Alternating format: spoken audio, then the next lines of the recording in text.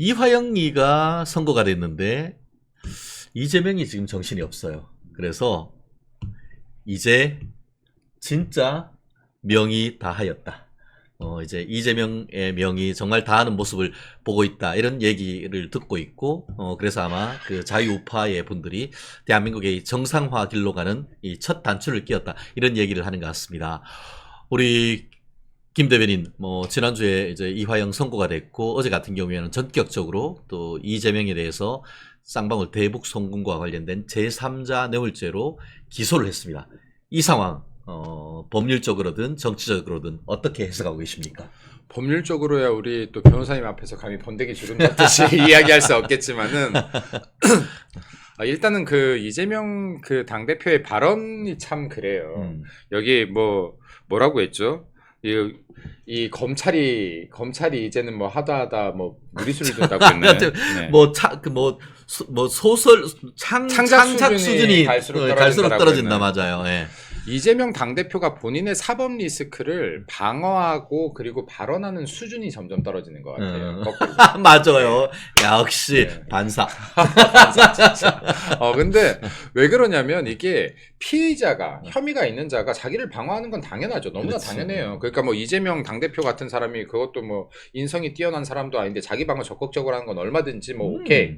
네, 근데 여기에 자신의 권력 플러스 민주당의 공당의 공권력을 모두 동원하는 거는 욕을 먹고 있는 거 아닙니까? 근데 지금 여기까지만 해도 굉장히 무리수이고 지금 이게 정말 수준이 떨어지는 방어로 넘어가고 있는데 이제는 하다 못해서 법까지 바꾸겠다라고 하는 거 아닙니까?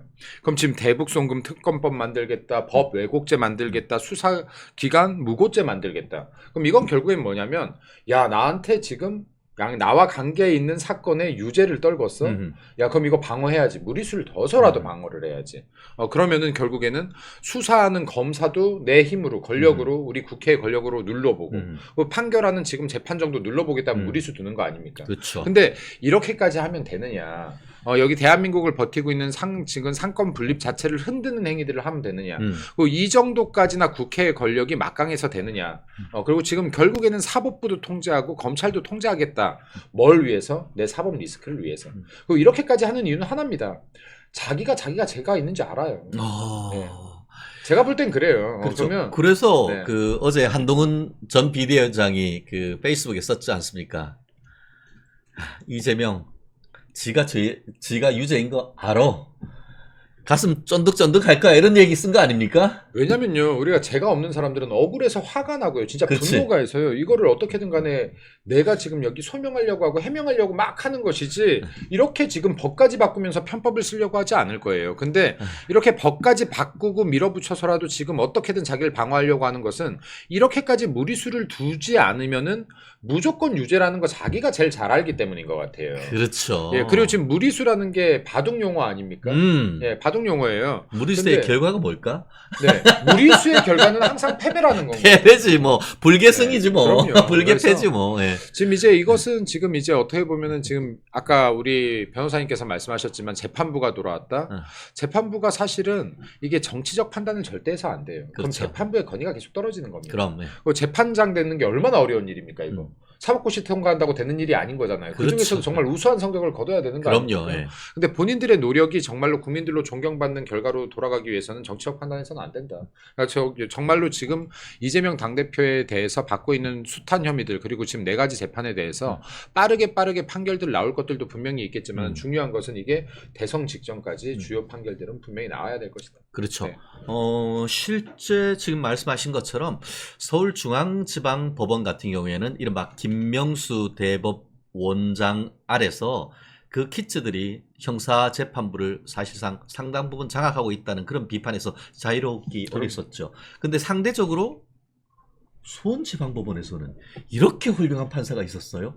그러니까 저는 이게 그러니까 정의를 위해서 싸우는 사람은 언제든지 등장한다고 봐요. 그리고 지금 이재명 당대표가 주장하고 있는 사실 저는 이게 대북 송금 사건이야말로 간단한 사건 같은데 제가 법을 몰라서 그런지 모르겠습니다. 변호사님처럼.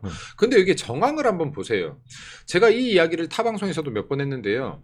평화부지사라는 직 자체가요. 당군 이래 처음 생겼다니까. 맞아. 이게 지금 당군 이래요. 한 번도 없던 직을 누가 만들었냐? 평화부지사 부지사라는 직을 이재명 당시 경기도지사가 만듭니다. 예. 근데 이 만든 시점이 묘해요. 맞아요. 2018년도에 지금 문재인 대통령이 전 대통령이 여기 북한과 정상회담을 할 때요. 박원순 전 시장, 강원도 전 지사 이렇게 두 명을 동행을 해요. 근데 맞아요. 이때 이재명 당시 경기도지사 같이 가고 싶어 안 달랐던 거 아닙니까? 그렇지. 근데 나를 안 껴줘? 왕따. 예. 그럼 대선 후보라고 하는 사람들 지금 다 데리고 가는 것 같은데 나만 안 데리고 가. 그렇지. 근데 민주당에서 대통령 후보가 되려고 하면 북한과의 뭔가 관계가 있어야 되거든요. 북한과의 관계에 기여한 바가 있어야 돼. 맞아요. 그러면 지금 본인이 야 그래 문재인 대통령이 나를 안 데리고 가면 내가 자가 발전해야지 한 거 아닙니까? 그렇죠. 맞아요. 그러다 보니까 지금 당군 일에 한 번도 없던 평화부지사라는 직을 만들었고요. 그렇죠. 여기에 이화영이라는 사람을 임명시킨 거잖아요. 근데 이화영이라는 사람 어떤 사람입니까? 쌍방울에서 고문으로 활동했던 사람이에요. 맞아요. 이미 쌍방울과 관계가 있는 사람을 임명을 한 거 아닙니까? 그렇죠. 자 그러면 여기서 한 가지 사실이 나오는 거예요. 평화부지사라는 지금 당군 일에 존재하지도 않던 직을 만들어낸 것 자체가 무리수인데 이 무리수를 왜 뒀느냐 아무 이유 없이 뒀느냐 분명히 목적이 있으니까 만들었을 거 아닙니까? 이런 희한한 직을. 그렇죠. 요 시점에서 우리 타임라인을 정확하게 한번 좀 짚어볼게요. 김 대변인이 정확하게 말씀을 딱 짚어주셨는데 이재명이가 언제 경기지사가 됐죠? 2018년 6월이야. 그런데 문재인이 평양 가가지고 떨거지들 다 데리고 가는 게 2018년 8월. 그렇죠. 그런데 접경 지역이 가장 넓은 경기지사만 뺐죠. 왕따시키고 갔어. 왜? 대선에 내가 대통령 돼야 되는데 민주당 경선에 나왔거든. 이 자식이 뭐 이런 거지. 그렇게 왕따시켰고 그렇게 되니까 요것 봐라. 고래? 하면은 야 이화영 와 경기부지사에 평화부지사 하고 평화부지사로 해서 9월달 그러니까 이재명 그러니까 그 문재인이 8월달에 북한에 갔다 오고 그 다음 달인 9월달에 이화영이가 전 그 강원지사였던 이 누구죠? 계속 어제도 기억을 못하더니만 제가 또 기억을 못하네. 전 경기지사였다 강원지사하고 네. 지금 원주의 국회의원 이 뭐야? 그 사람들 이름 일일이 맞아요. 외우실 필요 없습니다. 거기 또 맞습니다. 북한에 갔다 와가지고 네. 이 일이 척척척척 진행된 거예요. 그러니까 아주 촘촘하게 저도 맞아요. 맥락에 봤을 때에 얼마나 북한에 이재명이가 가고 싶었는지를 그걸 미뤄 짐작할 수 있는 거잖아요. 그러면 이재명 당시 경기지사는 나도 저 자리에 껴서 대선 후보로서 그러니까 강력한 대선 주자로서 지금 주목을 받아야 되는데 나만 뺀 거예요. 그러면 너 없이도 내가 자가 발전하는 거 보여줄게라는 마음을 먹은 겁니다. 그래서 아까 말씀드렸다시피 평화부지사라는 직을 무리수를 둬서 만들었고요. 네네. 그럼 이화영이라는 사람을 지금 임명하면서 여기서부터가 중요한데 내가 북한과 단독으로 만나는 모습을 그리려고 한 겁니다. 근데 그러기 위해선 당연히 내가 북한에 가서 방북을 하는데 이거 그냥 되겠습니까? 맨입으로 되냐 북한? 네, 북한 입장에서 봤을 때 한낙 경기도지사가 네. 이거 맨입으로 안 되는 거죠. 그렇죠. 근데 지금 분명한 것은 지금 금융 제재가 걸려 있는 곳 아닙니까? 북한이라는 그렇죠. 곳이. 정상적인 방법으로는 돈을 전달할 수가 없어요. 맞아요. 그럼 이때부터 이미 편법이 기획되었다라고 봐야지 합리적인 것이죠. 그럼 당연히 외국한 거래법 위반인 행위들을 기획을 했을 것이다라고 봐야지 맞는 것이고 그렇죠. 그리고 계속 이런 이야기를 해요. 증거가 어디냐? 증거가 어디냐? 경기도지사쯤 되는 사람하고요. 지금 이렇게 어마어마한 불법 행위를 기획하고 만들어가면서 이거 증거행위 서로 남기려고 했겠습니까? 당연히 기피해야죠. 그렇죠. 그게 당연히 통화 목록도 피해야죠. 그렇죠. 그게 화이트 칼라 범죄. 그럼요. 화이트 칼라 범죄의 전형적인 이 지능적 수법 아니겠습니까? 그리고 지금 이재명 당대표가 성남시장 할 때만 해도 지금 전화기를 몇 대 썼습니까? 그러니까 같은 번호로 전화기 6대인가 썼죠. 예. 네, 그리고 나중에 최종 썼던 건 전화번호만 3개 썼죠. 헐. 네, 이런 것들도요. 예를 들어서 이재명 당대표가 당시에 성남시장을 할 때, 도지사를 할 때 뭔가 꼬투리 잡힐 만한 걸 얼마나 조심했는지 보여주는 대목들 그렇죠. 아니에요. 근데 이런 사람이 숨기려고. 그렇죠. 예. 근데 이런 사람이 과연 지금 이렇게 지금 불법 행위들을 그것도 외국한 거래법 위반 그리고 3자 뇌물죄 등등등 이렇게 막강한 지금 어마어마한 지금 범죄 행위를 하면서 이 증거 남겼겠냐는 겁니다. 그렇죠. 예. 그럼 지금 결과적으로는요. 증거가 없다 하는데 실제 사건과 관계된 이 관계자들의 진술도 직접 증거 효력이 있는 거 아닙니까? 그렇죠. 그럼요. 예. 그럼 지금 이러한 것들을 지금 정황들을 살펴보는 것이 지금 판사가 하는 일이고 그럼 판사가 봤었을 때 이재명 당시 지사가 없이는 이런 대북 송금 자체가 성립이 안 된다라고 보기 때문에 추가 기소가 들어간 거 아닙니까? 그렇죠. 기소를 한 것이라고 네. 봐야죠. 그래서 지금 특정범죄 가중처벌법 위반, 제3자 뇌물수수, 네, 그리고 지금 외국환 거래법 위반, 남북교류협력법 위반 이 세 가지로 지금 기소한 거 아닙니까? 맞습니다. 네, 그러면 이것에 대해서 내가 혐의가 없으면 여기서 혐의가 없다라고 변호인단들 대소하면 되지. 왜 계속 언론 플레이를 합니까? 그러니까. 언론 플레이를 해요. 그러니까 이거는 지금 국민들한테 감정에 호소할 일이 아니다. 네. 법에 호소를 해야지. 왜 계속 감정에 호소를 합니까? 쥐들하고 똑같이 해야 된다고 하면은 네. 검찰도 언론 플레이 하도록 놔둬야 되는 거 아닙니까? 지들은 그렇게 해가지고 언론 플레이를 그럼요. 하면서 뭐 검찰은 뭐라고 한마디 하면은 뭐 빨대가 어떻니 하는 거 그건 또 무슨 소리예요, 또 인간들? 그러니까요. 이 사람들이요. 법에 자신이 있고 내가 죄가 음. 확실히 없다라고 하면은 법으로 해명하려고 할 거예요. 음흠. 법으로 변호하려고 할 겁니다. 근데 지금 법 변호는 개판 5분 전이에요. 뭐 변호사까지 나와서 울고 앉아 있지 않습니까? 지금 연기하고 있는데. 그러니까 지금 이게 죄다 감정의 요소를 하고 있다. 국민들을 선동하려고 하는 것뿐이 없다. 왜냐하면 이렇게라도 해야 이 사람들이 그나마 변호를 할 수 있다. 내 죄에서 벗어날 수 있다라는 마지막 희망 정도를 보고 있는 것 같아요. 그렇습니다. 그리고 한마디만 더 드리고 싶은 게 제3자 뇌물죄예요. 이거 지금 우리 박근혜 전 대통령 얼마나 그렇죠. 큰 형량을 내렸습니까? 맞아요. 뭐 그거 하나만으로 15년, 20년 받았어요. 네. 이거 제가 그냥 농담 삼아 하는 말이지만요. 그 반농담으로 하는 말이지만 이재명 3,600년 받아야 됩니다. 그러니까 3,650년. 네, 그 정도 받아야 될 것 같아요. 그러니까 네. 지금 이 사람이 지금 지은 죄는 이 정도가 아니라 이 돈이 정말로 북한으로 흘러가게 하는 지금 이거 전 세계적으로 규제하는 거잖아요. 그렇죠. 금융 규제. 그럼요. 이거 안보리 위반이잖아요. 그리고 네. 전 세계 다른 사람들이야 그렇지만 우리는 그 돈으로 우리 머리 위에 핵폭탄 이고 살아야 돼. 그럼요. 이게 도대체 뭐야? 이게 무슨 미친 짓이야? 네. 그러니까 이게 지금 이 민주당이라는 이 당이 참 진짜로 객관성이 떨어져요. 이번에 풍선으로 잠깐 네. 넘어오면 풍선 도발이 있었어요. 네. 난리가 났어요. 그치. 난리 날만 해요. 자, 근데 왜 미사일 도발할 때는 난리를 안 쳐요? 그러니까 이런 거는 생각 안 해요. 저 미사일이 우리나라에 떨어졌다면. 내 머리 위에 대한민국에. 직접 안 떨어지니까. 여기에 핵탄두가 달려서 대한민국에 떨어졌다. 헐. 예. 우리 이런 이 생각은 방송도 왜 못해 안 합니까? 그러면. 예. 그러니까 이게 자기들 편의에 따라서 입맛에 따라서 정의도 조작해 그리고 위기도 조작해 그러니까 이래서는 안 된다. 그리고 지금 이 부분에 대해서는 사실은 지금 이제 어찌됐든 간에 재판부에 공이 넘겨가는 것인데 네. 재판부가 정말 대한민국을 위해서라도 빠른 판단 정확한 판단 해주시길 바랍니다. 그렇습니다. 한님, 저도 1500년.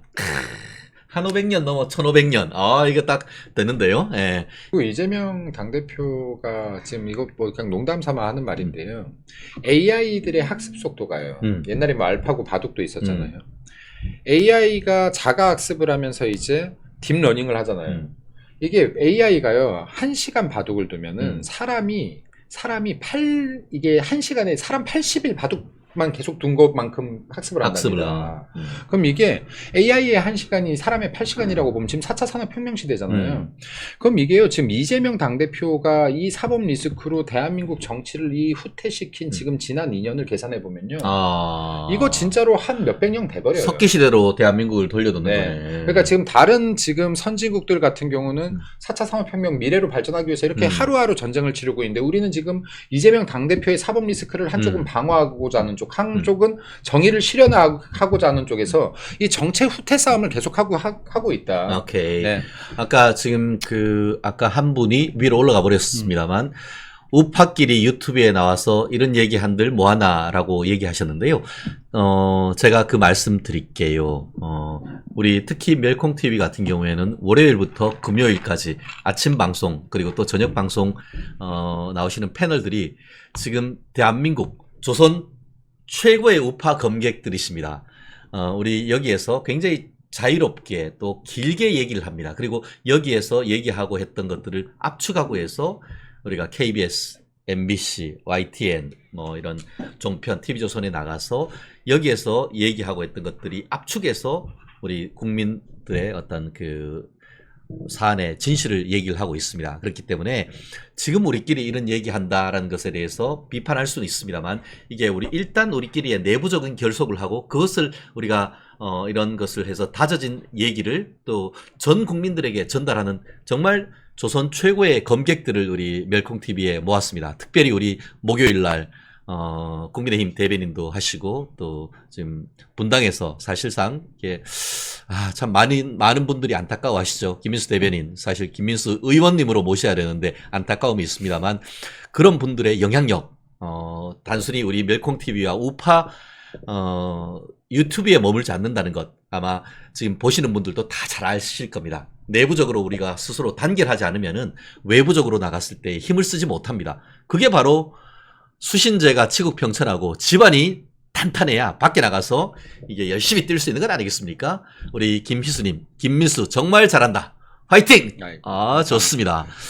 제가 여기 저는 감히 댓글을 봐도 이런 말을 못했는데 제가 최진영 변호사님 제가 개인적으로 뭐 선배님 형님 하지만은 이렇게 훌륭하신 분에는 한참 못 미치나 아까 이게 우리끼리 얘기하면 뭐하냐 저도 짧게 한마디만 하고 싶은데요.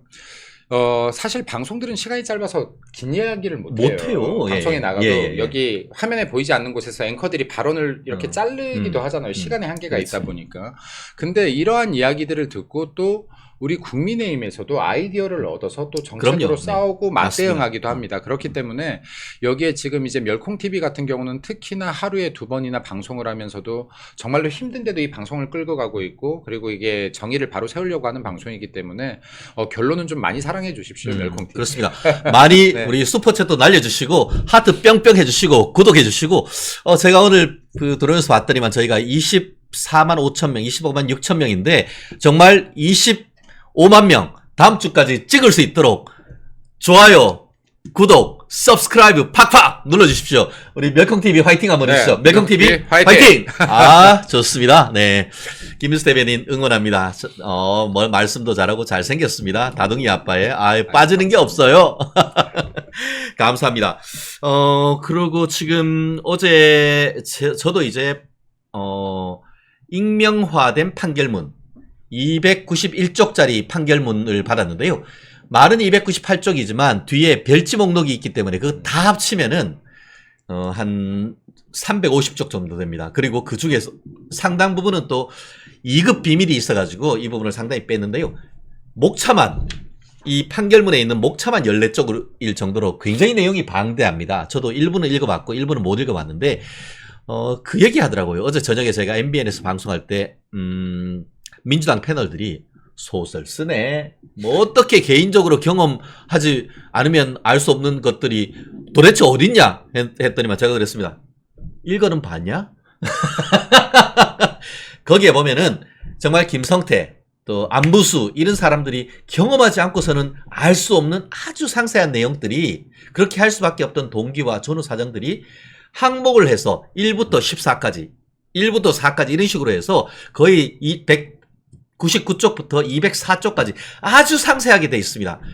제가 따로 한번 시간을 내서 이번 이화영의 350쪽짜리 판결문 한번 총정리하는 시간 따로 한번 갖도록 할 테니까요. 그걸로 해서 이재명이 코를 그냥 확 비틀어가지고 그냥 탁 부러뜨려 버리겠습니다. 앞으로 쓰잘데없는 소리 하지 못하도록. 진짜 이 인간들 말이야. 아니 그리고 참 이게 사실은요 2가지 중에 하나를 증명하는 거예요. 이 재판이 제가 볼 때는 제 짧은 소견으로는 성남 FC, 대장동, 백현동, 네 이런 것들이요 지금 이거를 지금 이재명 당대표 성남시장 당시에 나는 모르쇠로 일관하고 있어요. 네, 그리고 지금 불법 대북 송금 경기도에 살 때 나는 모르쇠로 일관하고 있어요. 그러면 지금 자기가 책임자로 있던 때 이렇게 어마어마한 사건들이 일어났는데 진짜 몰랐다면 이재명의 무능을 입증하는 것이거나 아니면 무능하지 않은 사람이라면 유죄를 입증하는 것이거나 둘 중에 하나의 싸움이다. 그러면 이걸 정말 이런 범죄행위가 있는 사람이 대통령 되면 당연히 안 되죠. 안 되지. 근데 또요 이게 무죄라고 해도요 이렇게 무능한 사람이 대통령 되면 되겠습니까? 네. 갑자기 다른 때는 내가 유능하고 당군일의 최대의 공익 환수 사업 하려고 했다가 이제 수사가 들어오니까 그 당군의 최대의 비리야 이거 다 윤통이 했어 뭐 이런 그런 거를 이제 바이폴리즘 이게 극단적 양극화 성향 이런 정신병 수준 아닌 거예요? 그럼 본인이 이거 불법 대북 송금할 거 아니면 평화부지사 왜 만들었습니까? 도대체 평화부지사를 왜 만듭니까? 최지영님 대한민국 바로 세우기 위해서 또 우리 슈퍼챗 쏴주셔서 너무 감사합니다. 멸콩 감사합니다. 그렇습니다. 또 저기에 보면은 이게 판결문 중에 상당수는 뭐냐면은 이렇게 했잖아요. 검찰은 기소를 하면서 이거는 이재명이 대권 프로젝트의 일환으로 북한과 사업을 그렇죠. 하고 그걸 하기 위해서 500만 불 뭐 스마트팜 하려고 했는데 대북 제재로 나가리 되니까 야 이거 쌍방울 하고 해가지고 해. 뭐 이렇게 됐다는 것이고 거기다가 북한에 그것까지 이제 척척대고 이제 북한에 가는 것까지 오가는 것까지 얘기하니까 야 맨입으로 되냐? 뭐 헬기도 띄워야 되고 하니까 500만 불 내놔 하니까 야 무슨 500만 불이야? 그래서 300만 불 영수증 해서 턱 받고 했잖아요. 그렇게 했다는 게 검찰의 어떤 그 논리였고 증거였는데 네. 그거에 대해서 이재명 이화영 측은 그게 무슨 소리냐? 이화영이가 돈 벌라고 쌍방울 주가 올리려고 한 것 아니냐라고 하니까 법원이 그건 아니고 이재명이 북한 가는 거에 대한 사례비 맞아라고 했는 거 아닙니까? 지금요. 그러면 본인이 당군 이래 처음 생기는 평화부지사라는 직을 만들고 이하영이라는 사람을 앉혔는데 이하영이라는 사람이 앉자마자 돈 벌 목적으로 대북 불법 송금을 했다는 겁니까? 말이 안 되잖아요. 그러니까 이거는 지금 미션을 받고 만든 자리예요. 임명된 자리예요. 미션이 있었던 그렇죠. 자리예요. 이렇게 예. 봐야지 맞는 예. 거고요. 그리고 지금 계속해서 쌍방울 주가 조작이라고 하는데 여기서 지금 판사들이 지금 확인을 하고 있는 거 아니에요. 이 기간 동안에 주가 상승이 없다. 맞아요. 네, 그러니까 주가 조작의 흔적이 없다라는 거예요. 그렇죠. 주가 그 조작은 이재명이가 경기지사가 되기 전인 2018년 3월 달에 쌍방울의 자회사인 나노스의 어떤 주가가 출렁출렁했던 건 있지만 그 다음에 없고 더불어서 이게 계속 지나고 나서 2019년 5월 달에 어떤 일이 있었냐. 이제 북한의 스마트팜 비용 500만 불도 보내고 쌍방울이 이제 북한하고 해서 이게 대북 자원과 관련되는 계약까지 체결했어. 근데 주가 조작하려고 하면은 그때 언론에 내가지고 주가 부양시켜야 되는데 그런 게 없다는 거 아니에요. 근데요, 이거 자체가 말이 안 돼요. 네. 주가 조작이요. 주가 조작을 하는 진짜 세력들은요, 없는 공사를 있을 것처럼 뉴스를 내는 거예요. 네, 그러면서 주가 조작을 시키죠. 네, 그리고 안 될 거를 될 것처럼 하면서 시키는 거예요. 그렇죠. 근데 지금 이게 만약에 대북 송금이 진짜 이루어졌다고 쳐보세요. 이게 진짜로 쌍방울이 북한에서 독단적으로 사업이 단독권을 받았다고 쳐보세요. 이건 주가 조작이 아니라 진짜 주가가 오를 일이에요. 그렇지. 진짜 예. 그렇게 했다면은 누가 그렇지. 불법 주가 조작을 하기 위해서 불법 대북 송금을 합니까? 맞네. 이거 자체가 말이 안 된다니까요. 진짜 올리려고 하는 그걸 가지고 주가 조작했다고 하는 소리 조작이 아닌 건 거죠. 사실관계를 조작하는 거네. 그리고요, 어떤 바보가 네. 주가 조작을 하겠다고 더 큰 범죄, 이렇게 말도 안 되는 네네. 불법 대북 송금이라는 리스크를 안겠습니까? 그것도 이화영이라는 부지사를 보고요. 이거는 유력한 대권주자 이재명이 내 뒤에 있기 때문에 가능한 일이었던 겁니다. 가능한 리스크를 안을 수 있었던 일이었던 것이지, 어떻게 이화영 부지사라는 이 자기 밑에 고문으로 있던 사람을 믿고 이런 위험천만한 짓을 합니까? 그렇습니다. 네. 이게 제3자 뇌물로 지금 기소가 됐는데 제3자 뇌물만 되면 이거 관련된 정치인들 거의 뭐 골로 간다 이런 얘기가 있던데 이건 또 무슨 말이죠? 이게 지금 아까 제일 먼저 말씀드렸던 우리 너무 가슴 아픈 사건이지만 박근혜 전 대통령도 예. 제3자 뇌물이죠. 그렇죠. 사실. 그것도 이제 노무현, 그렇죠. 네, 박연차, 박연차. 네, 이런 사건들도 제3자 뇌물인데 그렇죠. 변호사님 앞에서 법 얘기하려니까 좀 떨리지만 전혀. 예. 뇌물죄는요. 그러니까 좀 쉽게 말하면 준 놈 받은 놈이 있는 거예요. 그렇지. 예. 네, 근데 제3자 뇌물은 준 놈은 있는데 받은 놈의 실체가 바뀐 거 아닙니까? 예, 다른 놈한테 준다는 네, 다른 거죠. 놈한테 준 예. 건가요? 받은 놈이 딴 놈인 거예요. 예. 제3자인 거예요. 근데 지금 예를 들어서 이 사람은 이재명을 보고 줬지만 누구한테 줬다? 북한에 줬다는 거예요. 네. 근데 지금 이게 제3자 뇌물죄 같은 경우가 워낙 이게 그 형 자체가 크게들 떨어지기 때문에 지금 이재명 당대표 입장에서는 야 이거 진짜로 이건 빼도 박도 못하고 내가 큰일 났다라는 생각을 분명히 하고 하루하루 무서워하고 있을 겁니다. 그렇죠. 실제로 지금 제3자 뇌물이 가장 크게 왜 제3자 뇌물이 문제가 되겠습니까? 어떻게 보면 최고 권력자한테 직접 주기는 좀 그러니까 그렇죠. 옆 사람한테 준다는 그 개념이죠. 그래서 일반 뇌물은 직무 관련성만 있으면 되지만 제3자 뇌물 같은 경우에는 부정한 청탁이 있어야 이제 그 처벌을 하는데 아까 얘기한 것처럼 가장 크게 문제가 됐던 것이 박연차 게이트.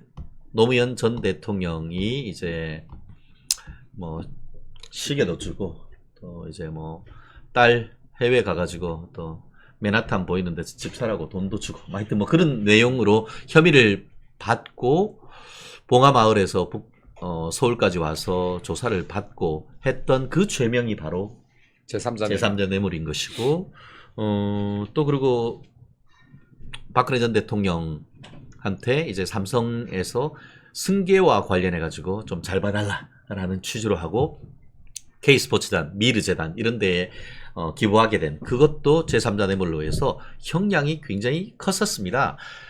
여기서 빠져나간다? 글쎄요. 그리고 제가 볼 때는요, 이게 지금 대북 송금도 대북 송금이지만 일단 위증교사 판결이 좀 더 빨리 나지 않을까. 맞아요, 맞아. 그러니까 뭐가 됐든 간에 어떤 지금 이 4개 재판 중에서 하나는 이미 판결 받고 나서 줄줄이 줄 판결이 날 가능성도 없지 않겠다. 내 재판 지연만 이렇게 재판 사법 방해만 하지 않는다라고 하면. 그래서 지금 이제 이러한 부분들에 대해서 좀 재판부도 이제 자존심 상해야 될 것 같아요. 야, 감히 정말 법리대로 해석해서 판결을 했는데 우리 재판장들도 탄핵하자는 소리를 하고. 그러니까. 이거 재판부도 자존심 상해야죠. 얼마나 재판부를 우습게 보면 이런 말을 할 수 있습니까? 그리고 맞다. 우리 죄명이 또 있어. 이게 처음에 아시다시피 그 쌍방울 김성태 전 회장이 해외에 도피까지 싱가포르 갔다가 태국까지 가면서 그 이재명이 쉴드 치려고 했잖아요. 그런데 이재명이가 뭐랬어? 그렇게 돈 주고 뭐 했는데 양아치네 뭐 이런 소리 하니까 해외에서 골프 치고 하다가 이거 도저히 안 되겠다. 내가 너무 빡친다 하면서 자진해서 들어온 다음에 법원에서 증언하면서 그랬잖아. 야, 나 지난번에 이재명이 민주당 대선 경선할 때 1억 5천만 원 쪼개기가 해가지고 내가 후원했고 그 돈 다 내 거야! 라고 폭탄 선언해버렸잖아요. 제가요, 방금 이렇게 하나씩 나오잖아요. 제가 대변인 활동을 하면서 썼던 논평 중에 이게 그 짤로 도는 것 중에 조회수가 제일 많은 게 100만 가까이 되는 게 하나 있어요. 근데 이게 지금 이 건인데 제목이 뭐였는 줄 아십니까? 팬티 한 장으로 하늘을 가리십시오. 야, 빤스 한 장으로 하늘을 가릴 수 없다. 네, 그러니까 이게 지금 이재명 대표가 내가 쌍방울과 연관이 있는 것은 속옷 사입은 것뿐이 없다라고 그렇지. 하는데 빤스 한 장 사이로는 인연밖에 없다고 했지. 하늘을 가리십시오. 네네. 야, 진짜 이 부분과 관련해 가지고 지금 수사를 하고 있고 실제 뭐 선거관리위원회도 고소고발했다라고 하는데 이 부분에 대해서도 지금 수사가 진행되고 있는 것 같고요. 더불어서 지금 이걸 봤더니만 단순히 쌍방울이 쪼개기 후원했다는 것뿐만 아니고 뭐 수도 없더라고요. 그러면서 이때 이화영 이 재판에서 김성태가 뭐라고 얘기했냐면은 이 전 부지사의 그러니까 이화영의 부탁으로 민주당 대선 과정에서 1억 5천만 원 정도를 이 대표 측에 기부했다. 근데 그때 이 부지사가 무슨 부탁을 했느냐? 경선 첫날 이 대표 쪽에 월등하게 후원금이 들어오면 모양새가 좋지 않겠냐라고 해서 직원 등 다른 사람 명의를 이용해서 기부했고, 그리고 이 부지사를 통해 이 대표 본인도 후원 사실을 알고 있었다. 이렇게 법원에서 선서하고 증언을 해버렸어. 제가 볼 때는요, 이 평화부지사라는 이 직책 자체에 이화영을 앉힌 게요. 예. 실제로 제 개인적인 생각입니다. 추정입니다. 비선실세, 자금책에게 직책을 준 거예요. 공식 직함을. 네. 그러니까 지금 이화영이 한 짓들을 보면요, 이게 비선실세라고 봐야 되고요, 불법 자금책이라고 봐야 되는 거예요. 그렇네. 네. 역시 이게 근데 해석이 아주 촌철살인이에요, 우리 김 대변인. 이게 제가 그게 아니라 조금만 생각해 보면요, 이게 지금 이화영이 했던 역할이 있는 거예요. 그럼 역할 없는 직을 왜 굳이 만듭니까? 그럼 제가 만약에 이 역할이 필요한데 이 역할 직이 없네, 직을 만들어서 제가 만약에 우리 변호사님을 여기에 모신다라고 하면 분명히 미션이 있을 거 아니에요. 그렇지. 그럼 이화영이 받은 미션이 뭐였느냐? 어떤 미션을 주려고 이 직 만들었느냐? 이거 파고들면 제가 봤었을 때 99.9% 불법 자금책이었다라고 보여집니다. 그렇지. 그러니까 북한에 실제로 이제 대북 특사 역할을 원래 노무현 정부 때 한 사람이 이게 이화영이었죠. 그런 어떤 대북 라인을 활용하고 또 더불어서 이화영이가 쌍방울 김성태하고 아주 친했잖아요. 그렇죠. 그러면서 이제 쌍방울의 고문과 또 사회 이사를 통해서 일을 했었고, 그리고 이화영이가 얼마나 고마웠으면은 이화영이 부지사 마치고 나서 경기도의 코엑스, 일산에 있는 킨텍스 대빵으로 보냈잖아요. 네, 맞습니다. 이렇게 경선할 때 막 이렇게 모아주고 얼마나 고마웠겠어. 맞습니다. 네. 그만큼 역할을 하고 하니까 그에 대한 평가를 해서 킨텍스 대표로 보낸 거 아닙니까? 이런 거? 그리고 지금 이게요, 사실은 말이 100억이죠. 기업에서요, 이 100억 불법적으로 나가려면요, 이 기업 하나 무너질 각오하고 나가는 겁니다. 네. 근데 지금 여기 쌍방울이라는 회사에서 이거 내가 아무런 백도 없이, 담보도 없이, 이런 위험한 짓 결코 안 했을 겁니다. 근데 이 사람들이 제가 봤을 때요, 쌍방울에서 김성태가 믿은 거는요, 이재명이 대통령이 된다는 거에 정말로 한 80% 믿음이 있었어요. 그렇지. 쥐들끼리 북한에 중국 가가지고 술 마시면서 이재명 대통령 이렇게 하면서 건배했다는 거 아닙니까? 그 영상이 있잖아요. 있잖아, 영상이. 그 영상이 있는데 이거 같은 경우에 이 생각 안 했겠습니까? 사업 이 정도 하는 사람이 그것도 지금 그러면 야, 이재명이 대통령만 되는 순간 내 100억은 100배 1000배로 돌아온다라는 생각을 했을 거예요. 그렇지. 그럼 이거 베팅할 만하다라고 판단을 했던 겁니다. 네. 그렇습니다. 아까 지금 쌍방울에서 쪼개기 후원했는 것을 법원에서 양심 선언한 이유를 기자들이 물으니까 네. 김성태가 뭐라고 얘기했냐면은 이재명이 자기한테 자기가 어떻게 보면 그렇게 금전적 지원을 해줬고 그 내용을 다 아는데 이재명이가 쌍방울 김성태 회장을 뭐라고 했냐? 노상강도라고 했어요. 그렇죠. 노상강도. 이게 자기를 열심히 지지했던 사람을 뜻이 안 맞는다고 이렇게 얘기하냐라고 하면서 이게 쌍방울과의 관계는 속옷 한 장 사입은 것밖에 없다라고 얘기하는데 어떻게 생각하냐 했더니만 정치인이 그럴 수 있다고 생각하지만 저를 너무 이상한 사람으로 만들길래 인간적으로 정말 실망했다. 유동규가 있다고 하면은 제2의 유동규는 김성태였고 이제 제3의 유동규 우리 이화영 부지사 제3의 유동규 될까요? 지금 이게 이재명 당대표와 혹시라도 방송을 보시는 분들이 있을지 모르겠지만요. 이재명 당대표와 범죄에 연루된 분들이 있다면요. 이런 행태를 잘 보십시오. 마지막에 가면 이재명 당대표는 내가 아니면 아무도 지켜주지 않습니다. 그게 유동규든 그렇지. 김성태든 결국에는 니네들 다 덮었어. 그렇죠. 이겁니다. 네. 그래서 이게 정말로 뭐 증인으로 나오시는 분들도 있고 어떤 뭐 이 재판에 관계된 분들이 있겠지만은 결국에는 만에 하나 죄가 있다라고 하면 내 죄를 이 형량을 감소시키는 것은 그렇죠. 진실밖에 없다. 그렇습니다. 네. 내가 주범이 될 거냐 종범이 될 거냐 그렇습니다. 진실밖에 네. 없다. 네. 풀꽃 향기님, 화영아, 불고 선처받자. 정답입니다. 네. 재명아, 네. 불고 깜빵 가자. 정답입니다. 라임이 맞네요. 네. 네. 여길상님, 사업가는 절대 손해보는 일은 하지 않는 것으로 알고 있습니다. 그랬기 때문에 김성태, 대단한 사람이에요. 북한 사람한테 돈 주고 뭘 받았죠? 영수증을 받았죠. 대단한 거예요. 대단한 사람이야. 그거 진짜 이재명이 얼굴에다가 탁 갖다 붙이면서 야, 이 아씨가 내가 이러면서 널 위해서 했는데 이게 말이 돼? 라고 하는 거 아닙니까 지금? 근데 저는 약간 이런 이것도 추정인데요. 김성태 정도 되는 사람이 과연 진짜 물적 증거를 하나도 안 남겼을까요?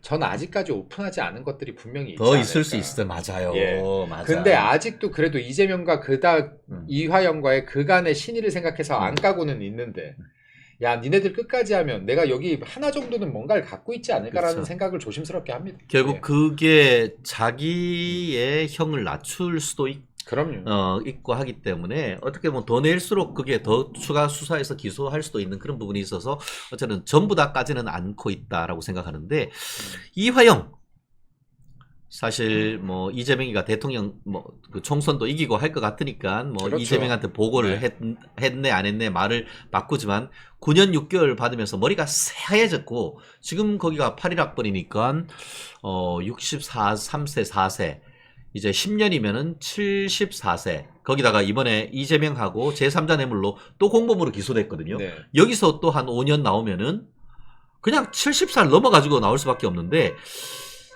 이화영이도 자백을 할까요? 어떨까? 이화영은 지금 제가 봤었을 때요. 이미 이 사람이 제가 볼 때 심지가 굳은 사람은 아닌 것 같아요. 음. 이게 계속해서 진술이 왔다 갔다 하는데 이게 보면은 정치적으로 이재명한테 유리한 정치 형국이 나오면 이재명은 관계없다.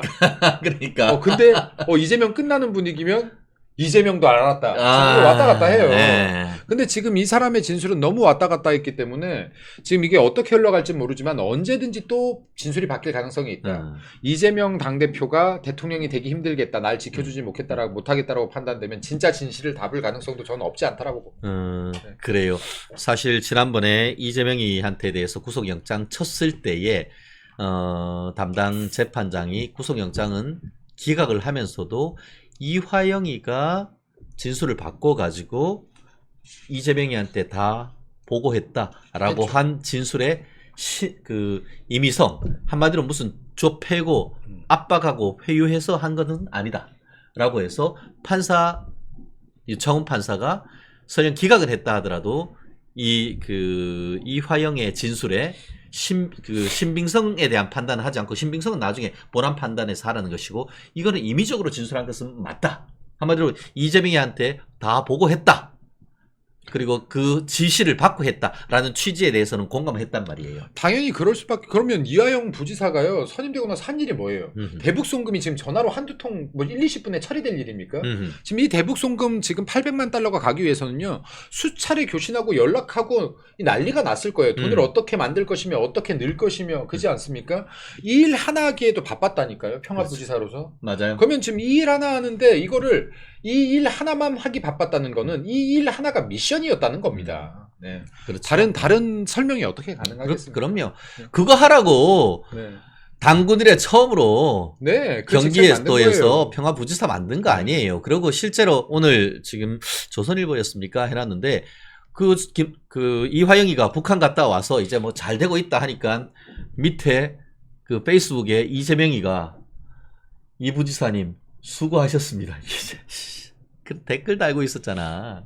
그래놓고 지금 아무도 몰랐다. 아니 지금 뭐 판사를 호구로 아나? 참, 이건 판사로구로 아는 걸 넘어서요. 지금 5천만 국민을 호구로 아는 거죠. 그렇죠. 네. 말씀드린 것처럼 지금 사법부와 검찰은 잘 가고 있습니다. 그렇게 되니까 제일 바빠진 게 국회야. 맞습니다. 네. 그러니까 방탄하려고 에라를 하고 있는데, 제가 우리 품격 있는 분들한테 제가 그렇게 욕을 하기는 그렇고, 이게 거대 야당 민주당이 최상병 특검, 방송 3법, 양곡법, 그 외에도 김건희 여사 특검을 비롯해서 온갖 발악을 하는 입법들을 하고 있는데, 이 사태 어떻게 지금 대응을 해야 되는 것이죠? 여쭤보신 그럼 거죠? 어떻게 대응을 해야 돼요, 이게?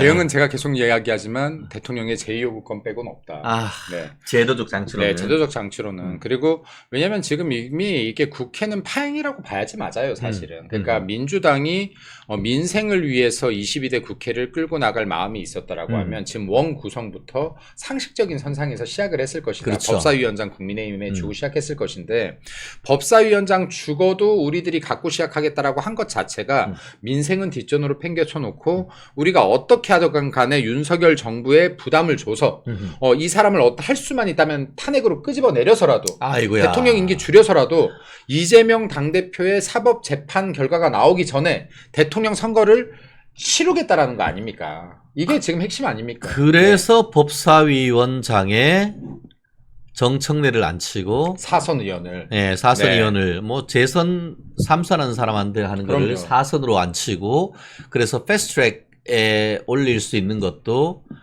뭐 어쨌든 뒤로 우회해서 20일 만에 법 통과시켜버리고, 그러고 법 왜곡죄네, 검사 무고죄네, 이런 헛소리 있는 위헌적 법률을 만들어가지고 담당하는 수사 지금 하는 수원지검 검사들, 그리고 또 담당하는 사법부 판사들 지금 탄핵하고 기소하려고 하는 그런 수작 아닙니까? 그러니까요. 지금 이게 보십시오. 사람이 궁지에 물린 겁니다. 내가 정말 떳떳함 이건 궁지가 아니에요. 그렇죠. 근데 내가 떳떳하지 못하기 때문에 지금 이제 궁지에 몰리니까 할 수 있는 정말 모든 발악을 다 하는 겁니다. 지금 상식적입니까? 이게 지금 입법부에서요. 지금 사법부에 대한 제재 법률을 만들겠다. 이 사람들을 탄핵시키겠다. 왜? 내 재판 때문에? 이게 상식적입니까? 본인들도 무리수라는 거 알고 있을 겁니다. 그렇죠. 예. 그럼에도 불구하고 지금 이렇게 무리수까지 계속 두는 이유는 그만큼 지금 내가 죽기 일보 직전까지 코너에 몰렸다라는 거 뜻하는 거 아니겠습니까? 그럼 앞으로 이거 22대 국회는요. 모든 게 방탄을 향해서 갈 수밖에 없습니다. 그렇죠. 예. 그럼에도 불구하고 국민의힘은 국민의힘 그렇다고 대통령 제2요구권만 기대하고 있을 겁니까? 대통령 그럴 수는 제가 없죠. 그래서 계속 같은 말을 하는 거예요. 대통령이 제2요구권을 편하게 쓸 수 있는 환경을 만들어야 된다. 네. 예, 이거 국민의힘에서 이 여론 조성해야 되는 겁니다. 제2요구권은 지금 정당방위다. 윤석열 대통령의 제2요구권은 정당방위이다. 힘 있는 놈이 때리는 것은 잘못한 거지만 힘 있는 놈이 때리는 걸 막는 거는 죄가 아니다. 이것에 대한 인식들을 계속해서 심어야 되는 것이고 또 한편으로는 우리가 비록 108명뿐이 되지 않지만 국민들 45%가 지지해서 한 명 한 명 만든 국회의원들 아니겠습니까? 맞습니다. 이분들 역시도 지금 싸워 주셔야 되는데 그렇습니다. 싸울 수 있는 방법이 마땅치가 않죠. 그래도 좀 네. 뭐 여당으로서 그렇게 하긴 어렵다고 할 수도 있습니다만 장외투쟁이라도 해야 되는 것이고 혈세라도 써야 되는 것이고 머리라도 깎아야 되는 거 아닙니까? 이것 플러스요. 제 말이 이 말입니다. 정말로 할 수 있는 모든 걸 다 해야 되는 것이고요. 그리고 제발 이제는 우리가 기댈 수 있는 건 사실 마지막에 기댈 수 있는 건 제2요기권 이 뒤에 하나 더 기댈 수 있는 게 남아 있습니다. 이게 바로요. 여론이에요. 그렇죠. 국민의 민심이에요. 그렇죠. 네. 예. 그리고 이게 군주 민수라고 했습니다. 여기에 언제든지 국민들은 이 배를 뒤집을 수 있어요. 그렇죠. 권력이라는 예. 배를. 근데 우리가 이제 정말로 마지막에 기댈 수 있는 것은 여론이고 국민의 민심인데 그러기 위해서는 우리들이 정말로 노력해서 국민들을 위한 정책들을 뭘 끌어낼 수 있는지 네. 그 국민들을 위한 아이디어를 뭘 끄집어낼 수 있는지 정말로 진지하게 연구해야 돼요. 네. 그래서 이게 국민들께서 진짜로 국민의힘이 노력하고 있는데 민주당 얘네 때문에 되는 일이 없구나라는 여론이 조성이 돼야 되는 겁니다. 네, 그러니까 투트랙으로 싸워라. 투트랙으로. 그렇죠. 예. 네. 제도적 장치로도 네. 또 제도적 이외에 창의적인 방법으로 투쟁할 수 있는 그런 거 해야 되는 건 아닙니까? 지난번에 민주당 같은 경우에는 어땠습니까? 최상병 특검 하라고 하면서 국회의원도 아닌 국회의원 당선자라는 직을 가지고 국회의원 본관 앞에서 진치고 투쟁하네 이런 쇼라도 했지 않습니까? 국민의힘 지금 이제 당선자도 아니죠. 국회의원 나리님들 세금으로 세배 받고 도대체 뭐 하는 겁니까? 그러니까 지금 민주당에 민주 없고 정의당에 정의 없고 국민의힘에 힘이 없다는 비아냥 듣고 있는 거 아닙니까?